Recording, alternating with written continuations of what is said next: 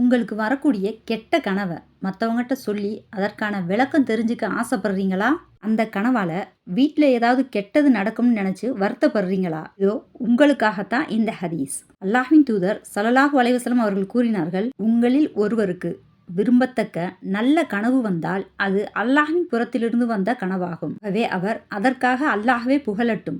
அப்படி இல்லாமல் பயமுறுத்தக்கூடிய வெறுக்கத்தக்க கனவை கண்டால் அது ஷைத்தானின் புறத்திலிருந்து கொடுக்கப்பட்ட கனவாகும். இப்படிப்பட்ட கனவுகள் வந்தால் அவர் தனது இடது பக்கம் 3 முறை துப்பட்டும். பிறகு அல்லாஹ்விடம் அக்கனவிற்காக பாதுகாவல் தேடட்டும்.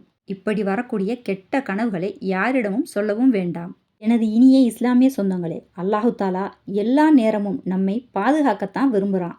அதனால இந்த கெட்ட கனவுகளால எந்த தீமையும் நம்மளை வந்து சேராது. ஆனால் ஷைத்தான் நம்மளை பயமுறுத்தி வருத்தமடைய செய்யத்தான் விரும்புகிறான். அதனால கெட்ட கனவை என்னைக்குமே யாருக்கிட்டையுமே சொல்லாதீங்க. ஷைத்தானின் தீங்கை விட்டும் அல்லாஹு தாலா நம்மை காப்பானாக. அஸ்ஸலாமு அலைக்கும் வரஹ்மத்துல்லாஹி வரகாத்துஹு.